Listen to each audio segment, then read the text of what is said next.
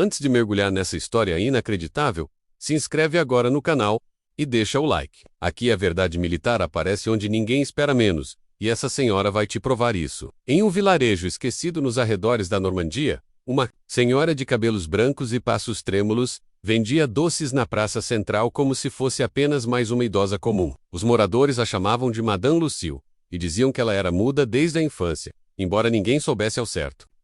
Ela falava com gestos, sorria com os olhos e parecia invisível para os homens de farda que passavam por ali de tempos em tempos. Seu carrinho de doces, no entanto, nunca mudava do lugar, e sob ele havia um compartimento secreto onde estavam escondidos transmissores de rádio. Durante 40 anos, ela foi considerada apenas uma sobrevivente da guerra, uma viúva silenciosa, que perdeu tudo no bombardeio de Caen. Mas o que ninguém sabia era que ela fora uma das agentes mais letais da inteligência francesa durante a Segunda Guerra. Sua missão não terminou em 1945 menos. Ela continuou operando, até que alguém descobriu. E tudo começou a desmoronar. Foi em 1987 que um jovem tenente americano, designado para reestruturar arquivos da OTAN, encontrou um dossiê codificado com a palavra crisálide. O nome significava casulo em francês, e estava associado a uma série de operações de sabotagem contra as tropas nazistas no norte da França. O curioso era que todos os agentes dessa célula tinham morrido ou desaparecido, exceto por um identificado apenas como L. As missões atribuídas a L incluíam infiltrações em bases aéreas, desmantelamento de linhas de suprimento e assassinato de oficiais de alto escalão. Intrigado, o tenente pediu acesso ao arquivo físico, guardado em uma instalação militar britânica. Quando abriu a pasta, encontrou uma foto envelhecida de uma mulher segurando um cesto de doces, cercada por soldados alemães sorridentes. A legenda dizia: "A mais mortal entre nós." E ninguém jamais suspeitou. O nome escrito à mão: Lucille Dermonte. Enquanto a informação era analisada pelas agências de inteligência, Lucille seguia sua rotina tranquila no vilarejo, sem imaginar que alguém finalmente ligara os pontos. Um drone de reconhecimento sobrevoou a região disfarçado como equipamento agrícola, captando imagens térmicas de sua casa. O que encontraram no porão foi surpreendente. Mapas militares atualizados, rádios criptografados e registros manuscritos de movimentos de tropas da OTAN e da Rússia. Era como se ela ainda estivesse em missão, 40 anos depois do fim da guerra. A Segurança Nacional Francesa foi imediatamente acionada, mas ao invés de prendê-la, decidiram observá-la discretamente. Queriam entender por quem ela trabalhava, ou se de fato ainda era operativa. Quando ela percebeu os drones, não demonstrou pânico, apenas acendeu uma vela diante de uma fotografia antiga menos nela. Ela e 3 soldados britânicos sorrindo. Durante a libertação de Paris, ela não esquecia. E agora, o mundo começava a se lembrar. Em Londres, uma reunião de emergência foi convocada no MI6, envolvendo oficiais veteranos e especialistas em espionagem. Todos lembravam vagamente de L, uma lenda interna, um fantasma da resistência francesa, mas ninguém jamais conseguiu provar que ela sobreviveu após a guerra. Agora, com evidências físicas e movimentações recentes, a velha senhora parecia mais real e mais perigosa do que nunca. Os agentes que a observavam notaram um comportamento intrigante. Ela saía à noite para caminhar pelo bosque, sempre no mesmo trajeto, e parava por exatos 5 minutos diante de uma árvore marcada, usando equipamento de escuta direcional. Descobriram que ela deixava mensagens em código Morse batendo discretamente com sua bengala em pedras próximas. A mensagem que ouviram gelou os ossos dos analistas. Operação Renascença iniciada. Alvo Alfa ativo. Vigiada. Ela sabia que estava sendo seguida, e não parecia se importar. Enquanto as forças aliadas tentavam traçar um plano para abordá-la, Lucille fez algo inesperado. Desmontou seu rádio, queimou os mapas e enterrou os cadernos com códigos em um campo aberto. Era como se estivesse encerrando algo, ou preparando o terreno para outra fase. E uma carta anônima deixada na caixa de correios da Embaixada Britânica. Havia apenas uma frase: "Vocês esqueceram como se vence uma guerra."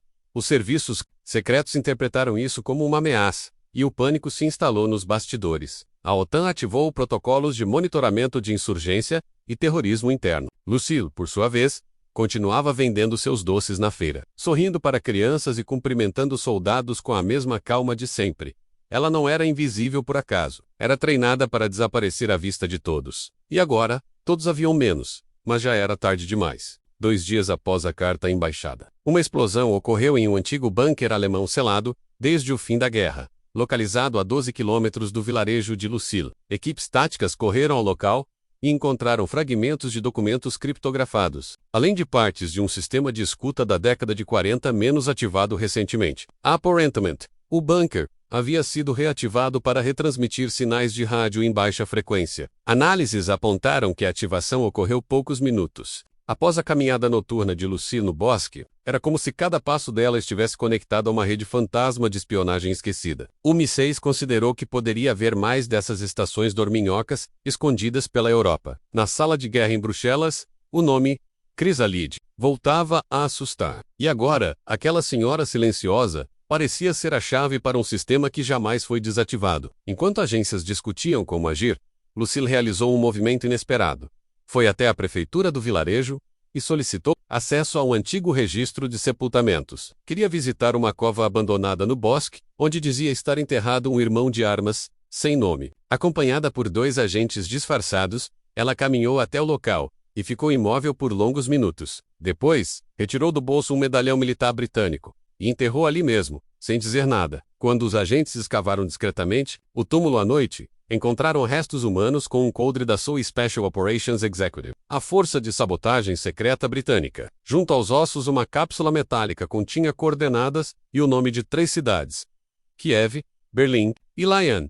Era um rastro deliberado, deixado por ela menos, e apontava para algo maior que uma simples espiã aposentada. Ela não agia sozinha. Nunca agiu. Em uma reunião restrita no Palácio do Eliseu, o presidente francês foi informado que Lucille d'Ermont não só havia servido como agente da resistência, mas que seu nome constava em um tratado secreto. Assinado entre França e Reino Unido em 1946, o tratado garantia imunidade vitalícia e anonimato absoluto a uma lista de espiões que continuariam operando para prevenir ameaças soviéticas, ocultas durante a reconstrução da Europa. Lucille não era uma civil. Era patrimônio estratégico internacional. A revelação fez com que ordens de prisão fossem imediatamente suspensas. Mas o problema era outro.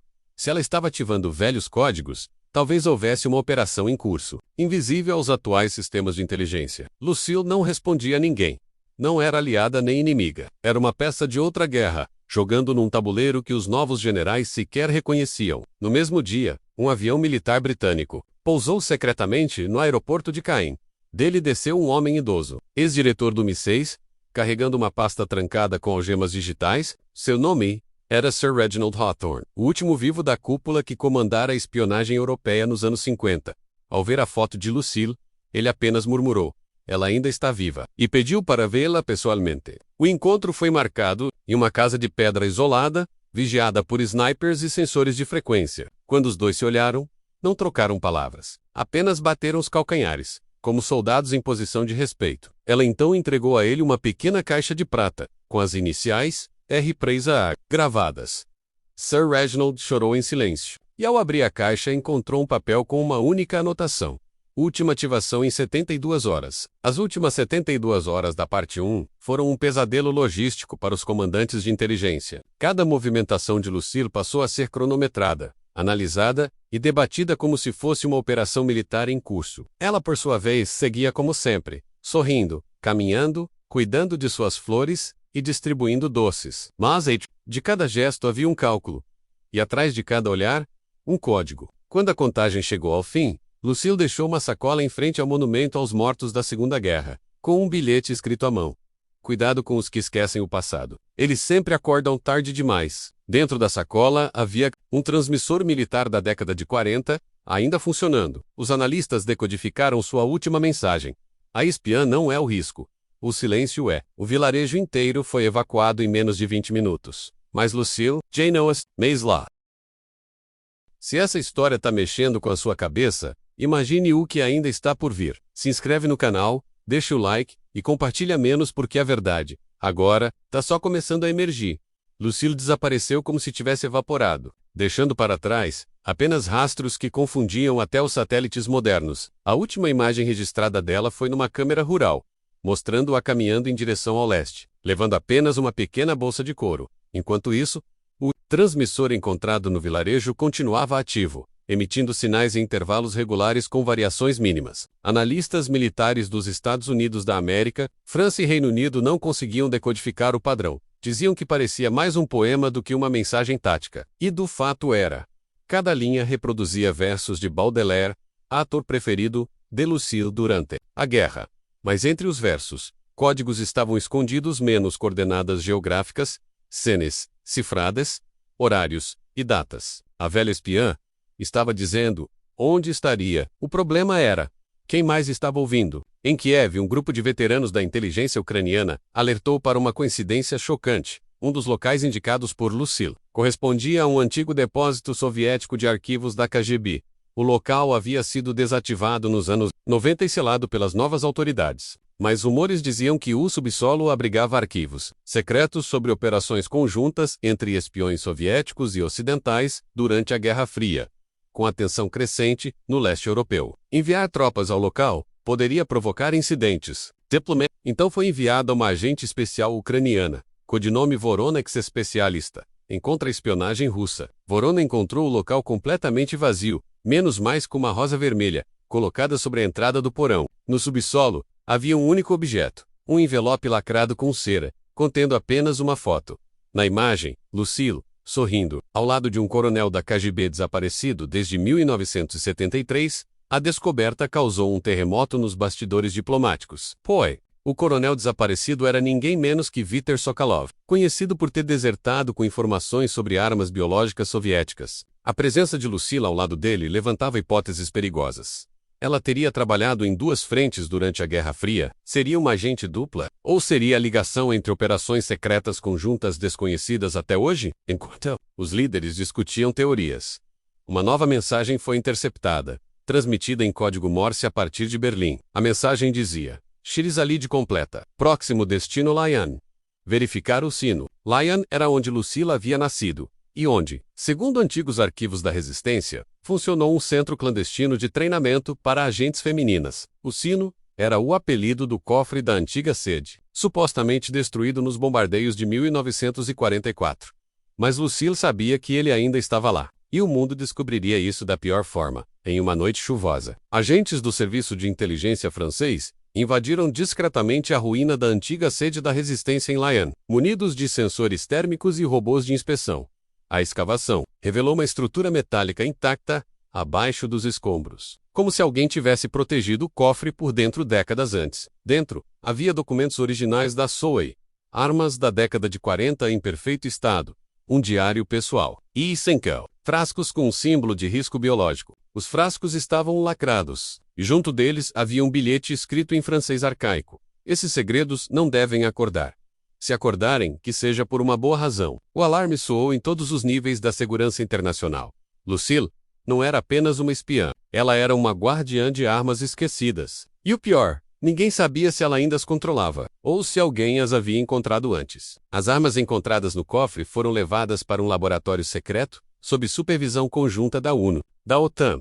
Eram amostras bacteriológicas desenvolvidas durante a Segunda Guerra, supostamente destruídas após o fim do conflito. Os cientistas confirmaram que as cepas haviam sido modificadas com precisão cirúrgica, menos algo muito à frente da tecnologia da época. Isso indicava que Lucille, ou alguém próximo a ela, havia continuado desenvolvendo as fórmulas em segredo. Diante da ameaça, foi criada uma forqueterfa internacional para encontrá-la, viva ou morta. Enquanto isso, uma nova transmissão foi captada no sul da Alemanha, utilizando o mesmo padrão de versos. A frase que se repetia era: se me procurarem, encontrarão o que temem. Se me ouvirem, talvez me entendam. Lucille estava oferecendo um diálogo, ou um ultimato, ao tempo. Estava acabando, e ninguém tinha coragem de jogar com ela.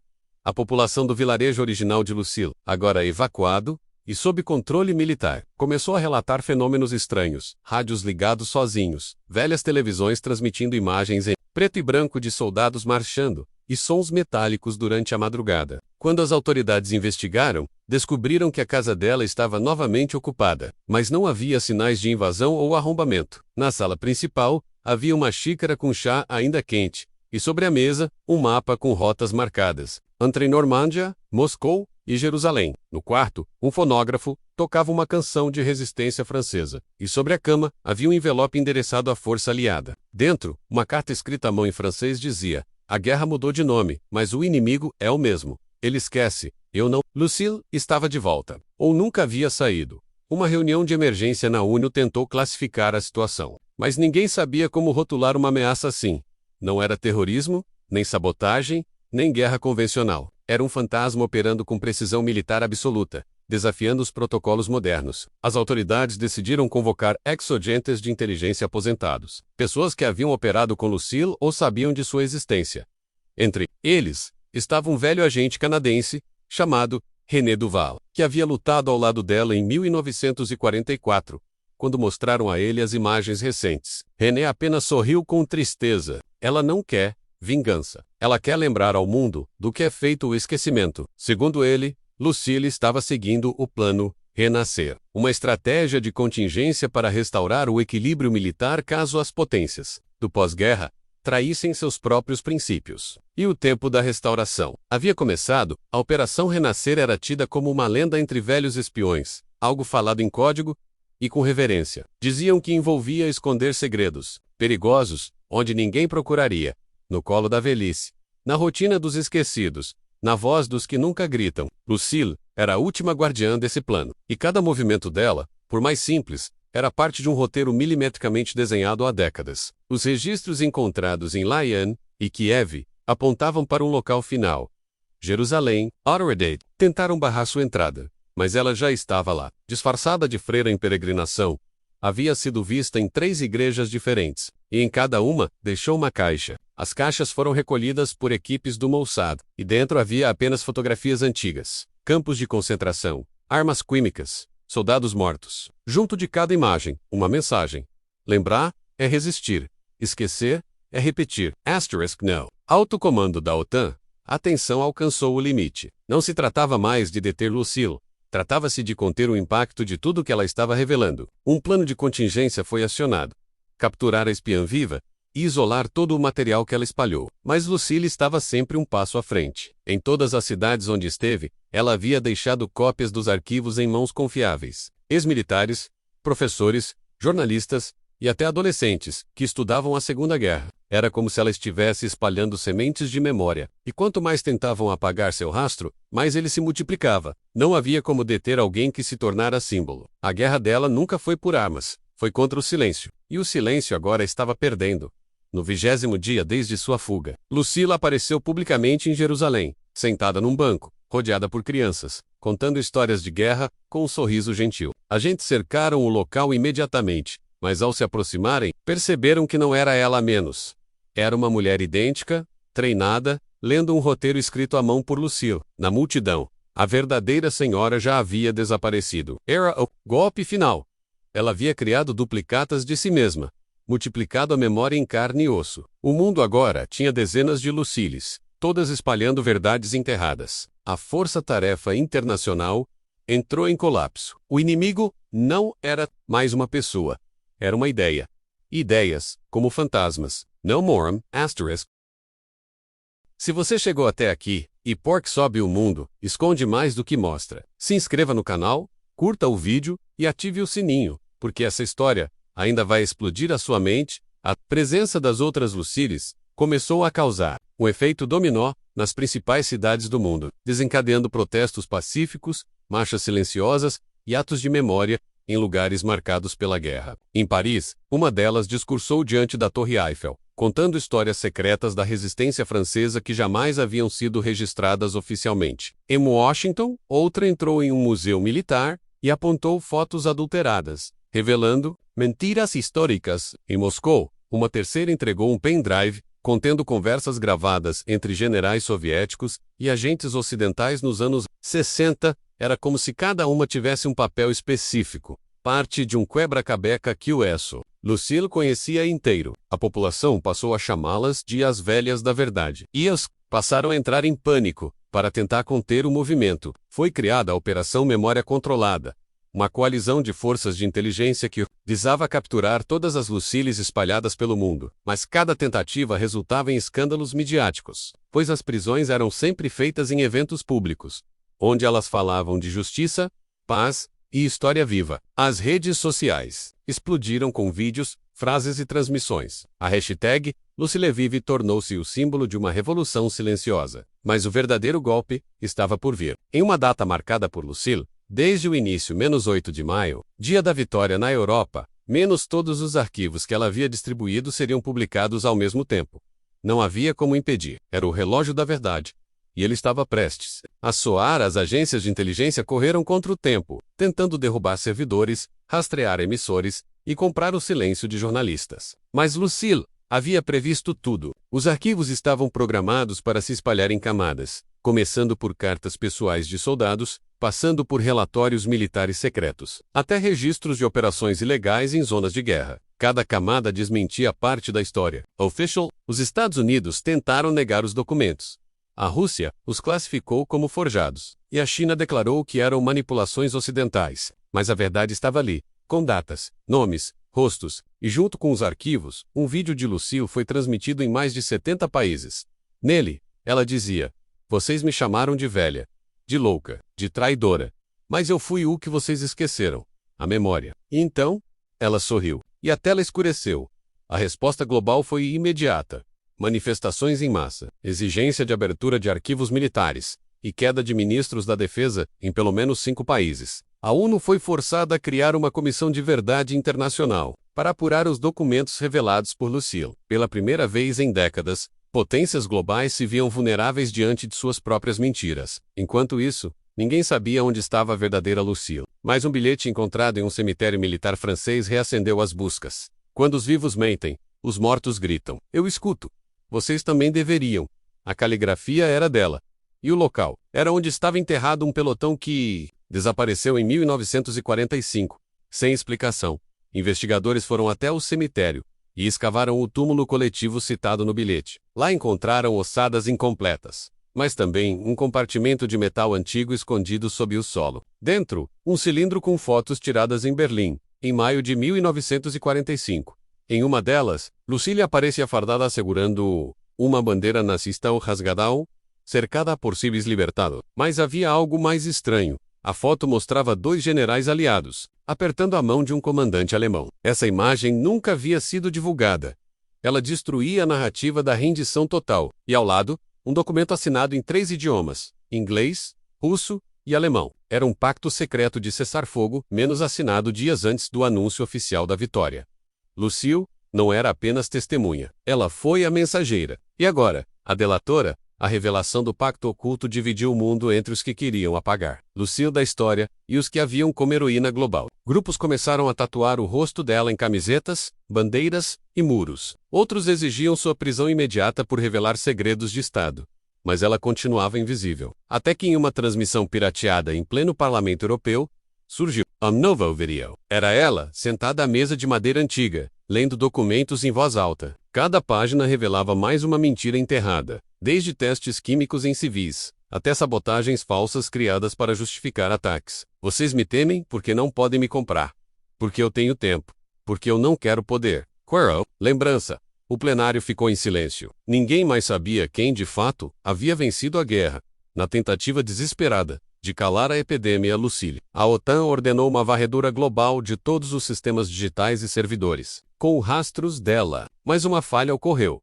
Ao tentar apagar os arquivos, ativaram um mecanismo de defesa criado por ela. Chamado de Protocolo Véu de Sangue, o sistema liberou milhares de documentos adicionais em tempo real. Registros que ninguém sabia que existiam. Operações conjuntas com ditaduras, execuções de desertores, manipulação de dados históricos. A cada hora, mais um país entrava em crise política. As pessoas nas ruas não gritavam, não quebravam, não queimavam nada. Apenas liam, compartilhavam, repetiam. Lucille havia criado a primeira revolução sem armas da era militar. Uma guerra vencida com papel, memória e coragem.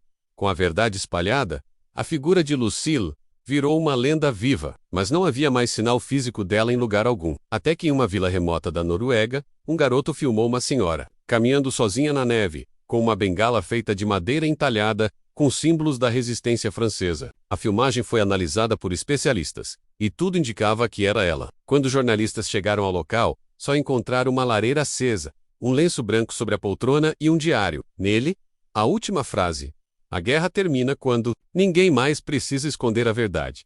Até lá eu vigio." Era o fim da lenda, ou o começo de algo maior. A.O.N.O. propôs o Tratado Lucille, uma nova legislação internacional que obrigaria todos os países a abrirem arquivos militares. Após 50 anos, o tratado foi rejeitado pelas grandes potências, mas adotado por mais de 60 nações menores. Escolas passaram a incluir o Arquivo Lucille em seus currículos. Universidades criaram centros de estudo sobre a memória e a manipulação histórica, e museus começaram a exibir os objetos deixados por ela.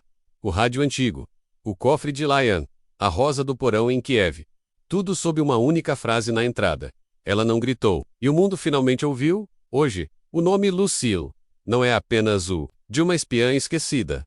É o símbolo de um novo tempo. O tempo em que a verdade, mesmo escondida, volta à superfície com a força de 1000 bombas. Ela nunca quis medalhas, nem reconhecimento, apenas que o mundo não esquecesse o preço da mentira. Nas sombras da guerra, Lucille foi a luz que guiou os olhos cansados. E enquanto houver silêncio, haverá alguém que lembrará dela. Pork. Ninguém acreditou que aquela senhora era uma espiã de guerra. Mas agora, todos sabem que ela foi muito mais do que isso.